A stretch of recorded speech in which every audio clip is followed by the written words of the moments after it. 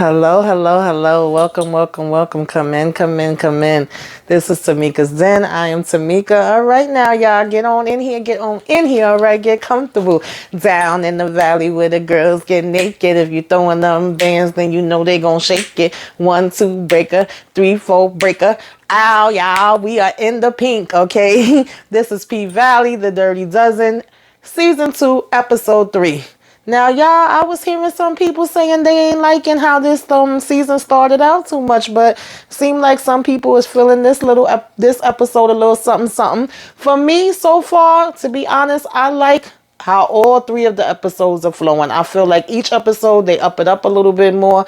I like how they giving us more of the backstories for some people that we did know some of their background, some we didn't know any of their background, right? We getting to see them in their home life a little bit more, and we learning about these new girls. And so speaking of new girls, we started out with Miss Roulette. Now I didn't know it was her at first because she had this mask on, but she killing it in this room on this pole, and all of a sudden homeboy talking about something, take your mask off, I want to be able to see your lips. And she was like, you know what I'm saying, you trying to see my lips, one pair of lips ain't enough? And I'm like, yeah, you doing too much, okay? So she was like, you got me ass naked and you still trying to see something. And he like, yeah, I want to see your face. So she was like, well, you know, Uncle Clifford don't play that, okay? Rule number 4 or something like that was basically you don't take your mask off, and if you a hoe, you got to hit that door, okay? And so he was basically saying, well, then we can hit the door. So I'm thinking they gonna go outside somewhere, but no, she still does take down the mask. That he want to tell her how good her lips look, okay, and how they can be used for sucking. He's talking about, I knew it, okay? And so of course he want her to do a little something extra, baby, and you know, talking about you got those sucking lips, all right? And so, you know, she was basically like, how much you willing to pay for that, all right? And so she tells him that it would cost him a brick. And basically, you know, he go ahead and throw the money out there. And she start getting it in. So I'm like, Roulette, you was off to a bad start, honey, okay? I can already see you are going to be trouble, all right? And Uncle Clifford going to have to get in your behind because you were already breaking rules. And you just getting one foot in the door, all right, sis? So I don't know. Be careful with that. So then we get, you know, basically Mercedes, you know, trying to see. Mercedes comes into the room or whatever the case may be. And Roulette makes a smart comment to her like, oh, you know, look at the bag half full. And basically Mercedes tell her she better mind the business that pays her and stay out of hers, okay?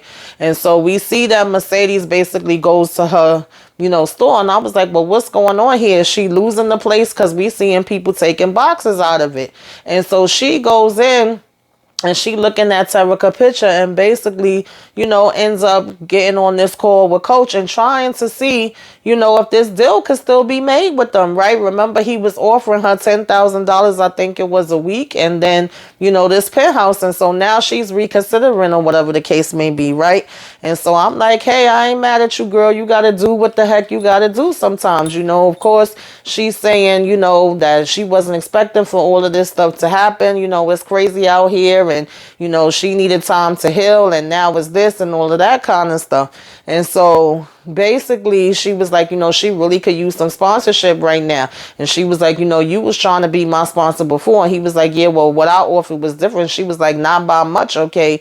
And so basically at the end of the day, he said, yeah, him could definitely still be on, okay? He was like, he's all for the Mercedes experience. So, you know, once he says that the offer does still stand, she says, well, she has some conditions. And he was like, what's that? And she basically was like, I need to negotiate some of the terms, baby, and I need to have your, you know what I'm saying, wife present, because he was saying, do you want a lawyer present? Now, what happened later, I think she may have needed to have a lawyer too, but she said, you know, knife rhymes with wife, okay? So he said, okay, Farrah will be there, right? She said, you told me she knows about it anyway, so they say, you know, they straight and they're going to meet up. So apparently Miss Mercedes is about to take a trip, honey.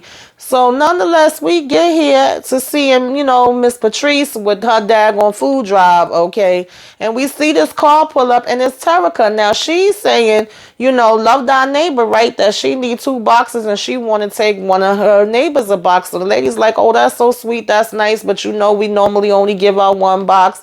And then Terica spit some, Matthew 23:6 to her. And she was like, oh, you know your word, girl. So the next thing you know, she calling Patrice over. But of course, Terica didn't want her to call her over. It was too late. So when Patrice comes, here go Terica talking about hi, Patrice. And Mama Patrice had to check her and say, wait a minute, girl, don't you get too cute, okay? I would slap a mud, pie in your behind.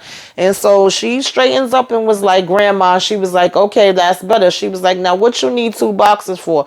So she give her the same story about she want to take a box for her neighbor too. And, she was asking her, like, where's your mother? And she was like, which one? She was like, girl, the one that raised you, okay? And she let her know, like, you lie just like that. You got the same face, I should say, when you lie, okay? Just like Mercedes. So she knew the story she was telling her was bull. But she still told them to go ahead and give her 4 boxes. And so at this point, Terica tried to put a little, honey on it and be sweet and be like, thank you, Grandma. So we seeing, Little Murder and Mississippi on this tour, right?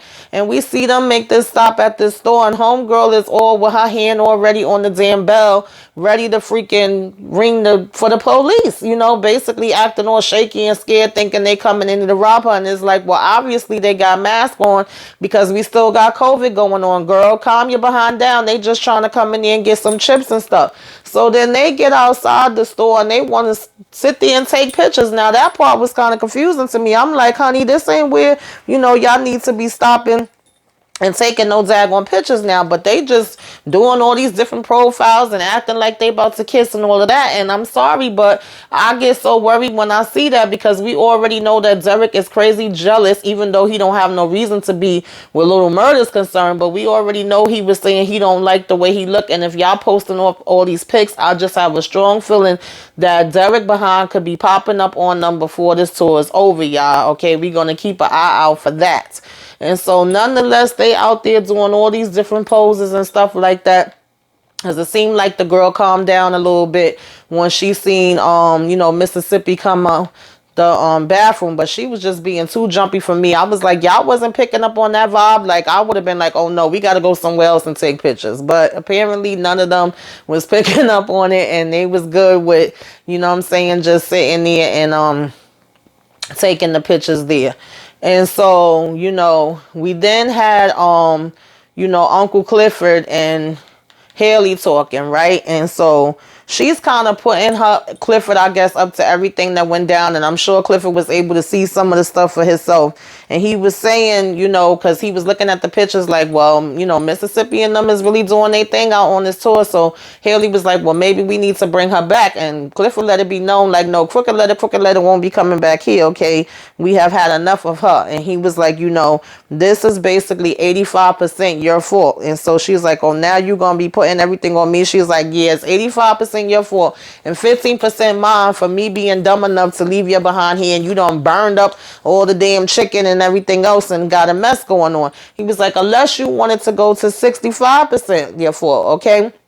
And so I was surprised at this part, because they actually started negotiating. They went back and forth, 75, 68. And then Haley was like, okay, 79%, that's fine, right? And so we seeing that they are coming to an agreement, and I like to see that, okay? That made me happy, because I was curious to see 2 things. How Haley's relationship with Mercedes is going to be now, and how Haley's relationship with, Uncle Clifford was going to be now. And so at least for now, because we know it could always change later, it does look like she's still willing to negotiate and work with Uncle Clifford, even though they bicker back and forth and they don't always agree on all of the same things. They can still meet, kind of meet in the middle and have a middle ground. And I like the fact that Clifford is steadily negotiating those terms, even though I feel like he should have negotiated it better from the beginning. I'm definitely with that. And so, they start talking about how Roulette and Whisper's going to be doing more and taking over and this and that. And she was like, Mercedes ain't going to be with that. Okay, that's going to make her real upset. And you can't replace certain things, but Haley talking about anybody could be replaced. Then they, she lets her know they need a DJ, right? Because last week we seen Big L ain't with it. Okay, he was trying to be the cook, he was trying to be security, he was trying to be the DJ, he was doing too much. So at first this girl, even though Uncle Clifford jumped up and was dancing to the song she was playing, she like, oh hell no, you can't do this. We this ain't just about you hooking up an aux cord and coming with CDs and stuff. And she's like, well, you just was shaking your behind to her music. And it's like, yeah, that's true. So finally Uncle Clifford was like, you know what, you can't be no worse than Big L. Okay, and so I will go ahead and give you a chance where that is concerned. And so I'm like, okay, sis, you better bring it, because Uncle Clifford said, these doors is gonna be open. Okay, the wallets and the legs is gonna be open tonight, baby. Okay, we are getting it in. And so I was like, you can't be playing no games. So we see the mayor done show his raggedy behind to this daggone, annual chicken dinner. He calling himself giving a speech, but Miss Patrice is not here for it, baby. She kept cutting him off. She was like, oh, okay, that's what you gonna be calling this, you know what I'm saying? That's what your slogan is gonna be. And so he kept trying to overtalk her and be like, yes, and then go into, another conversation. And he was like, the only reason why we gotta vote on this in the first place is because of you. And she said, and the only reason why you mayor is because the other mayor died, so let's not get it twisted. So he was like, yes, that's true. You know what I'm saying? I am the mayor because he died, or whatever the case may be. But we did agree on one thing, and that's that we need to bring, basically build, businesses and build the economy and all of that kind of stuff, right? That was the one thing that they did agree on. But Miss Patrice still wasn't backing down. She was like, I ain't telling my congregation nothing, okay? Y'all trying to fall for this crap, because he was telling them, like, impress on your congregation to vote yes for this so that it could be passed. And she was like, oh, that's what you want us to do? That's what you think gonna happen? She was, he's saying it's the right side of history. And so the other pastor standing up talking about, I would gladly tell my Congress to go ahead and, vote for you, and I'm gonna have this message in my pulpit. And he giving Patrice the evil eye, saying they gonna vote accordingly. And he said, well, that would look good on your collection plates, right? That they would probably get extra for them doing it. And so Patrice still ain't give up, baby. And all the while she pulling on her little vape or whatever that is, she be pulling on it. She said, y'all so daggone stupid. She was like, y'all really think they bringing jobs? She said, nah, they ain't bringing no jobs, because they gonna say we can't count, okay? She was like, they ain't trying to do nothing. They ain't trying to build no schools so we can learn how to count. They gonna spend it all on a daggone golf course that y'all ain't gonna be invited to that either, okay? She said, y'all trust these white people too much. Now, as much as I cannot stand Patrice, okay, I cannot stand this damn lady, but a clock is right twice, right? A broke clock, and baby, she was right on this one, right on the dot, okay? No lies detected. And so she gave it to him, honey. And he was mad. And then she was like, and who made this chicken? Because it's too damn dry, okay? So that basically made me laugh. So nonetheless, we seeing Little Murder and Mississippi ready to go for this show, right? They doing their little traveling, and he coming in talking about, well, how come? Because we had Mississippi talking about how she had chocolate covered strawberries. He was like, how come she gets strawberries and I don't? Like, what the heck is going on here? And they was like, well, you allergic to strawberries. He was like, that's okay, you still could have gave me strawberries and some Benadryl. I said, no, you didn't, Little Murder. So she was pretending that she was putting the strawberries in his mouth, and the guy got the picture, whatever the case may be, of it. And at first she's like, oh, you posted that? And, looking scared, because she knows Derek gonna be watching those pictures. And he talking about, well, I could delete it if you want me to, but it looked good. And she talking about, oh no, don't worry about it, just leave it. I said, okay, Mississippi, keep playing. I'm telling you, I'm so nervous for Mississippi, and I'm nervous for Little Murder too. I keep feeling like we getting foreshadowing, and I just hope ain't nothing gonna happen to neither one of y'all, but we are gonna be looking out for that, okay? So like I said, at this point, they basically going doing different performances, different places they taking different pics. They got these video thing they did, they got they doing this song called Champagne Campaign. Seem like everybody feeling it. They telling people, we out here, okay? We out here, we outside. Y'all need to come on out here too, or whatever the case may be. Stuff is opening, and come and see this show and get into it. So I'm like, all right, it's looking like it's working good for them as far as that part goes. so far. So we have Mercedes, at this big tall building driving up or whatever. They do the COVID test on her. And we see that Terica's calling her, asking her about when the place is going to be opening. She's like, girl, you can't do it even if it open right now. Anyway, she's like, oh, well, what you doing? She's like, I'm working. I'm going to call you back. And when Terica hang up the phone, you got Shell over there passed out on the couch. I'm like, what's really going on, right? It's something that Terica's not telling us about. And so when she get upstairs, Miss Mercedes, that is, she's basically like, wow, because she goes into this beautiful place, it's all open mirrors and stuff like that. The big pole in the middle of the floor, which I didn't even notice that at first because I was like, where the heck that pole came from when she ended up dancing on it later. But nonetheless, she like, ooh, champagne. So she taking a picture and then she like, now I'm acting like a damn Keyshawn right now, right? And as she's saying that, we see Coach wife come downstairs and she actually was beautiful. I was like, okay, his wife is beautiful. And so, she say hi or whatever, but you could tell she giving like, a little bit of attitude. And then when Mercedes was like, oh, this place is beautiful. She said it with like the R in the beginning of it. You got his wife like beautiful, correcting her and looking at her kind of funny.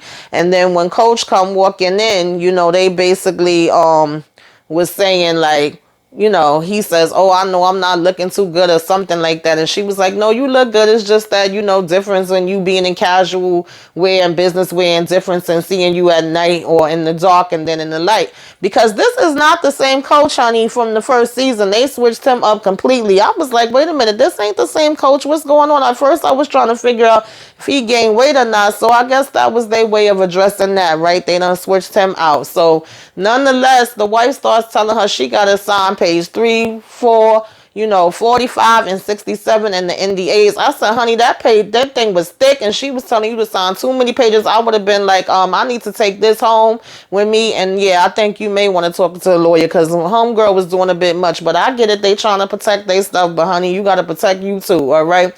And so and next point, I don't know if this was a bar or whatever the case may be. I think they were supposed to be performing there because they was waiting for little, murder to get there. But we got Pico walking. And so they was like, wait, since when Pico is wearing blue and gold? And Woody is telling him, Tech was asking that. And he was like, ever since your boy knocked him out. So he was like, what? When was this? And he was like, I don't know. I don't get into all of that gang stuff. And so when he come over, I guess because Little Murder got into it with him, you got Tech coming with attitude. Like, you ain't know whether they was gonna fight, hug, or what, because at first he was like, yo, you ain't got no love for me. So he told him it ain't gonna be no beef, and Ted go ahead and walk out. But Woody was like, listen, I ain't got no problems, I ain't got no beef. He was like, shoot, I ain't had no beef in over a year because I'm a vegan, you hear me? So he go ahead and give him a pound. So you got Pico over here asking the other guy like, where's your guy at? The crowd is ready. And he was like, yo, he gonna be on his way, calm down. So he go to call him.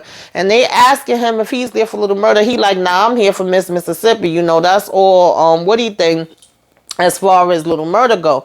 And so he was like, oh, word, you got Miss Mississippi, she fine, that's Murder's lady. So here Pico go talking about that ain't Murder's lady, that nigga ain't with no lady. He was like, what are you talking about? She be on his arm every minute and, putting on all the mixtapes. So he was like, well, when his next joint come out, Trade Tells, then you gonna be surprised and you gonna owe me some hundreds. So the guy looking mad shocked like, what? So we could already see Pico is ready to out Little Murder, okay? So that's a whole nother issue he got. So then we got Mercedes and the wife and Coach chilling, Farrah or whatever. And she basically was saying, like he was trying to downplay her. I didn't like that. And obviously Mercedes didn't like it either. He was saying something along the lines, oh yeah, she take a couple pictures. She was like, no, I'm a photographer, like a professional photographer. Okay. And so, Mercedes stepped in and basically was like, listen, the work is good. It looked professional to me. She was like, you better recognize. And she go over there and start breaking down the art piece. Okay. She was like, this one right here is my favorite one. You know what I'm saying? With this one, I never seen it be soft and masculine energy, and how you took it from, the top above them when we usually looking up to them. And she did this whole breakdown on it, and you could tell the wife was feeling her, or feeling what she was saying or whatever the case may be. So then Coach had got a call and excused himself, and the wife basically says to her, like, I never heard nobody talk about, that painting in that way. or that picture in that way or whatever. I never had nobody describe the photo like that. And so she was like, this is my first time too. And Mercedes was like, first time. And she's like, yeah, first time meeting one of his hoes, first time doing this. Like, he's met with a bunch of his other hoes without me. And she was like, I ain't no hoe. She was like, aren't you getting $10,000 a week and basically a condo? I don't see what's the difference. And she was like, you're gonna have sex with my husband, correct? So Mercedes really couldn't say. And she was like, don't worry. She was like, I don't even get that much and I lay underneath him all week. So you want to switch, places? And Mercedes basically was like, hell no. And they both did laugh about that, and she said, well, why did you ask my permission? You didn't need it. None of the other ones sure didn't need it. And she was like, well, basically because, out of respect and to have a little bit of integrity. And so she was like, really? And she was like, yeah. She was like, I never thought I'd be sitting here, doing something like this, but I've already done a whole other lot of stuff. And so she was like, this is different or whatever the case may be. And so she said, well, what if I would have said no? She said, I would have respected your no, hoe. And, she basically was like, we all hoes one time under this. So I think they gained a little bit of respect from each other. And the husband was saying that he was glad that they was talking. And then when she asked him who he was on the phone with, he said, looks like some type of, game or something was going to happen before they thought it was. And she was like, oh, congratulations, that's good, I'm happy for you, I know you was talking about that. So then the wife started talking about she was ready to go, and he like, no, wait, you got to see this. And she was like, nah, I don't need to see. He was like, yeah, you got to see the Mercedes experience. He was like, she basically can do all these different type of tricks, and she needs to see this one trick where Mercedes lift up her leg and then bam, it's over there. Okay, so she was telling her you don't have to or whatever the case may be, but Mercedes was like, all right, where can I plug this in at? So next thing you know, we got Mercedes back up on the pole. I was a little nervous at first. Okay, I'm like, girl, don't hurt yourself again up in here, but she did what needed to be done. And the wife started looking like, whoa, okay, wait a minute, I'm seeing what's going on here, honey. All right, she had to even give a little recognition where it was due, because she was doing what needs to be done. And so she seen it was a little bit more to it than, probably what she was expecting. And so you had Terica calling or whatever, and then, she just basically turning it off and then still trying to continue to dance and come over to him and sit on his lap. And the next thing you know, turn around, wifey is naked in the back. Okay, she done took her damn clothes off. I said, oh, okay. So we got Raggedy Andre on the phone with his wife. Of course, she's telling her again that, he need more time. He's not ready. She was trying to tell him about some job that he could possibly have. But he was like, he still got some business there, so he got to respectfully pass. And she was like, I get it. You just need more time, right? They both basically said time at the same time. And then, she was like, speaking of, when are you coming back? And he was like, well, the reading got pushed back, And so, of course, that's why he have to wait. And she was just kind of shaking his head while he was talking. And then you had another doctor come and tell her that they have another patient that's coding. So she got to go ahead and get off that damn phone and get back to her work. But I was like, Andre, we all see where this is going, okay? And so basically Mercedes and Coach and Farrah, they was getting it in. I'm like, oh, I didn't see that coming. I didn't know we was doing all of that. Okay, they was having a funky good time, but then Mercedes' phone started ringing again, and she like, well, what the heck is going on? Why the hell, is Terica keep calling me? So when she get on the damn phone, it's not Terica, it's the damn, freaking sheriff talking about, we got your damn Terica here, whatever. This is Jesse. And she was like, why you got Terica's phone? And he was like, because we pulled her over for underage drink. And she was like, she ain't got no car. He was like, well, it's in the passenger's name and she's passed out, Shelly. Okay, we can smell the liquor from here. So if nobody don't come and get Terica, I'm afraid we're gonna have to go ahead and take her to the jailhouse. And that wouldn't be a good place for a little girl. So I was like, well, now we getting somewhere. Okay, we getting to the bottom of what's really going on with Michelle over here drinking. Now I don't know if she always had drinking problems or if it just started now or what the heck is going on. So we have little murder coming out. There's girls everywhere trying to be all over him. He taking pictures, of course, Mississippi doing her lives and all of that.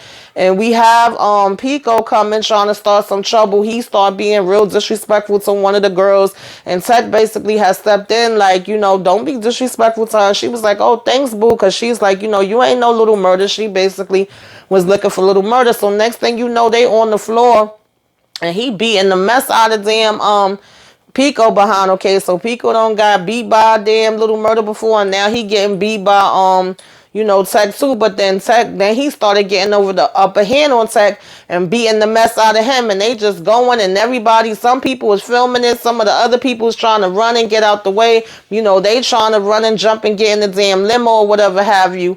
And the next thing he gets the upper hand over Pico, and then Little Murder's trying to jump out and, grab him or whatever. Then somebody pull out a damn gun and start shooting. So I was like, see, I had a feeling this was not going to be a good look with them adding damn Tico in for security. As soon as they picked him up, I was like, okay, we're going to see where this going to go, because it can only be one or two ways, right? And so they go ahead and hurry up and drive off.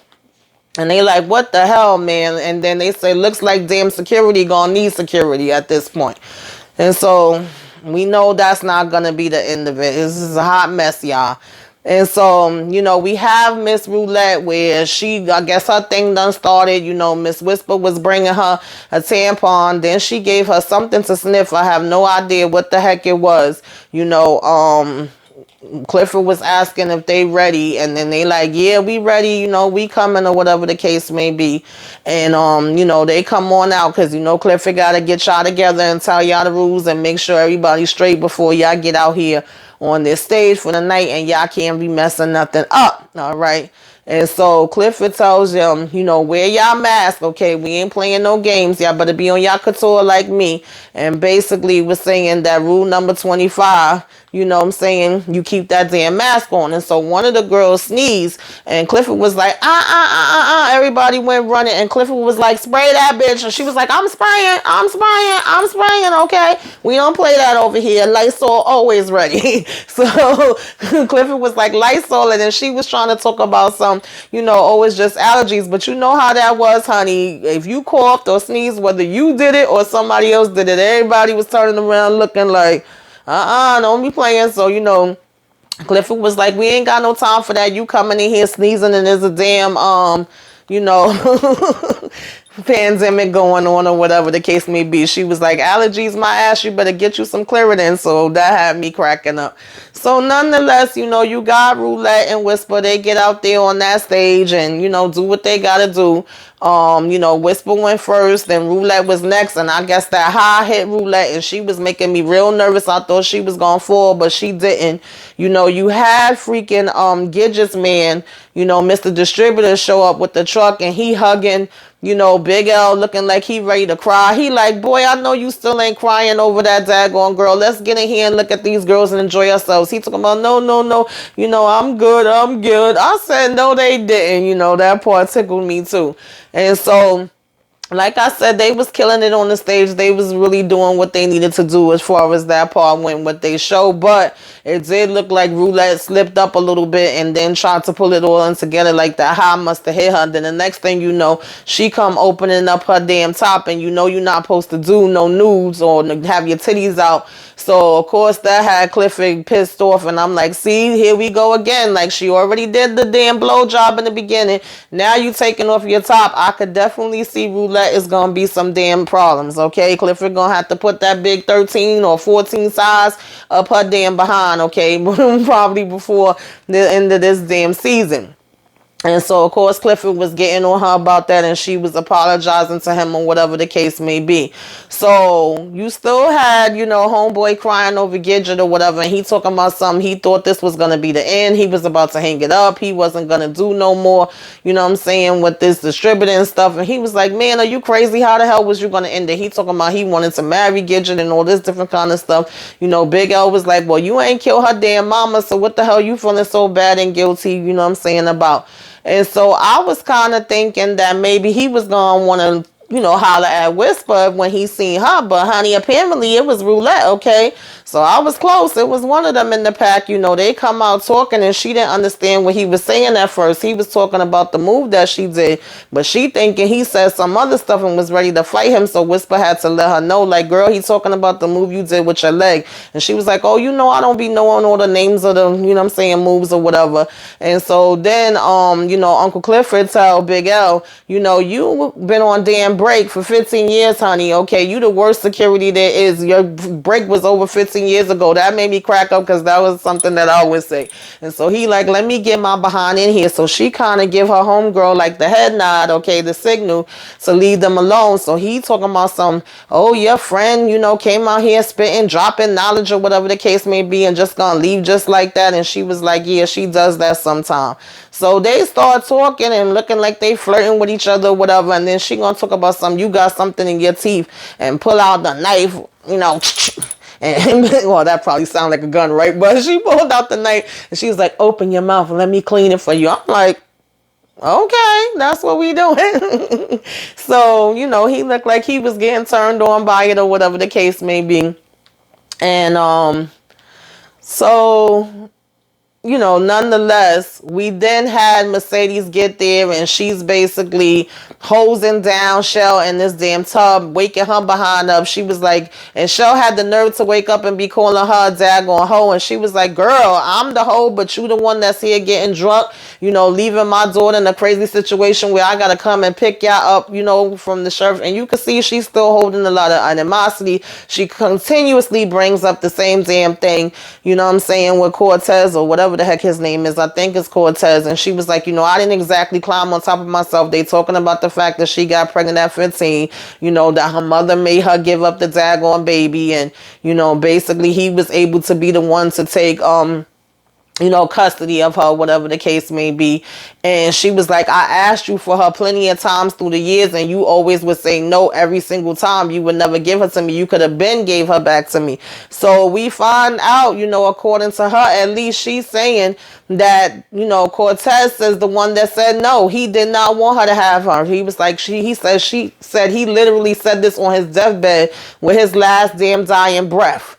So she was like, what choice did I have? She was like, I was begging you all the time and you could have gave her to me instead of saying no. And so once she yelled that Cortez said no, then Mercedes kind of backed up and was looking a little shocked for a minute and didn't say nothing. Both of them were speechless. She was like, that was his last breath. And she was like, the joke's on me at the end of the day, because she was like, Cortez begged me to, look after her, and probably because he knew that you couldn't do it just like your mother knew.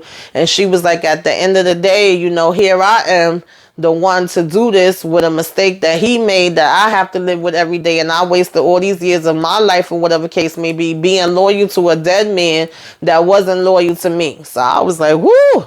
The whole time that he walked this earth. And then she just started laughing uncontrollably, hysterically. And she was like, ain't that some shit? And in the meantime, Terica's outside the damn door, with tears coming down, hearing this whole conversation. So that was kind of sad. I felt bad, in that moment when that happened. So, you have Andre still texting, Haley giving these updates. Now they done went to $1 million. Remember last week it was a $500,000. So she's still saying, if it ain't 10, baby, I ain't giving in. And so, Clifford was basically like, and what's supposed to happen to these girls? Because, Haley's like, well, you really wouldn't sell. Like, what would be the number, what I'm saying, that you could get that would make you want to give it all up? And, Clifford was basically bringing up the girls, and she was like, well, they're not really your concern. They're not your responsibility. But we already know, I've already mentioned before, that Clifford looks at these girls like family. But he did say, at least now I could get 3.1 million. Okay, he's doing them calculations. And so Haley was like, oh, so you can count. All right. So again, I do like that we're seeing that there's some room to kind of move and make, adjustments where needed. And Clifford is on it. He ain't dumb, okay? And so I did like that, because Haley was like, well, look at that. You do know how to do good math, all right? And he was like, mm-hmm. And then they just basically clicked their damn heels together. So we have Andre and, Corbin talking, and he was like, what did she say? And so Andre shows him the text where she basically put 1 million is not even a tip.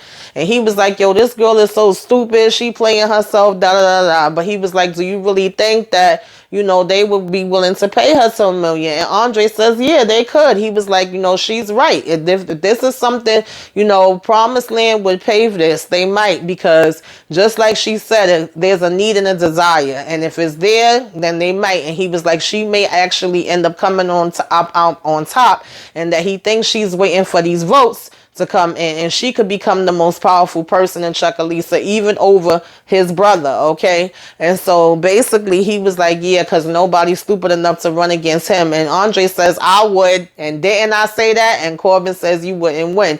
And he was like, oh yeah, you ain't got no faith in the brother. So he was like, well, you're not backed by a church. I mean, hell, you don't even live here. Do you even come from here? So, you know, Andre says, I am Chuckalisa. Don't get it twisted, okay? He was like, born and raised here, thank you very much, okay? And he was like, something else you wrong about above all is that I've also voted here and I got lands here. I'm a registered voter, okay? So he was like, I had to cast my vote. And he was like, listen, why not for the first black mayor, okay? Of Chuckalisa. And he started doing a little dance. So, you know, Corbin like, well, look at what about that, right? And so he was like, Tado Ruffin's godson picks up the baton. That would be interesting. So he was like, you funny, you stupid, you know, kind of taking it as a joke. But he was like, yo, if you stupid enough to run, I'm stupid enough to foot the bill for you. So I said, I knew it, baby. I seen it coming. I said it in my last week's video, and I also said it in Modod's Live when I was up there.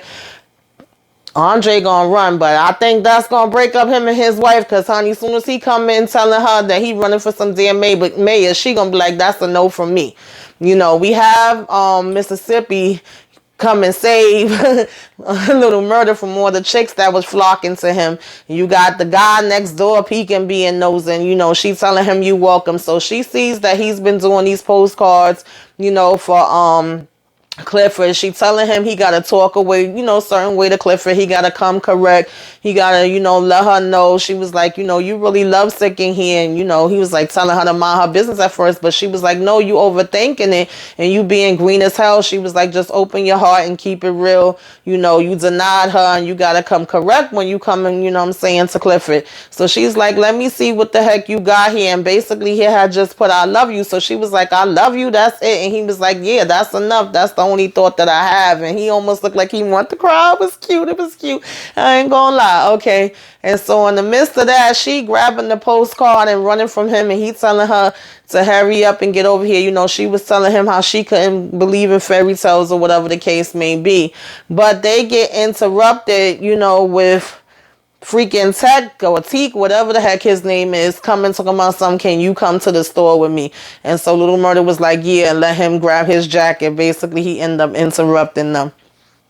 So, you know, we see that Mercedes is in the kitchen or whatever. I guess she trying to see what they got in there.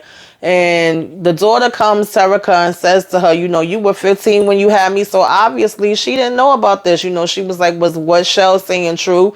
And so she was like, you heard all of that? And she was like, yeah. So she was like, you know, was I a mistake? And of course, Mercedes is like, yes, I was 15, you know, but, you know, your daddy ain't know that. He thought I was older because I was in a rush to grow up or whatever the case may be. And then when I grew up, you know, I basically became a dancer. And so she was like, did you love him? She said, yeah, she did love him or whatever. And, you know, like I said, as far as her asking, you know, did he love her? She said, yeah. So she was like, you know, was I mistaken? Mercedes basically was letting her know. Well, no, she said, do you regret it? And she said, getting pregnant was a mistake, okay? But I would never regret having you. Okay, never ever. She was like, from the moment I saw you, I knew you was mine, and you was his too. You had me, you were mine, and I was yours, and you know what I'm saying, you were also his. And so never get that part confused or whatever the case may be.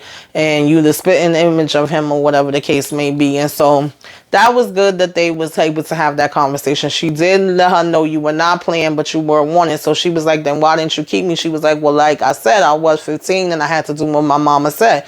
So she was like, well, you didn't stay 15. Okay. She had a point there. You know, she was like, you know, I wanted to be able to get you back, but there was no way that it was going to give a dancer, you know what I'm saying, in my situation or whatever the case may be, a child back, you know, but don't ever feel like I didn't want you. But of course, you know, she's still in her emotions or whatever the case may be, which is definitely understandable.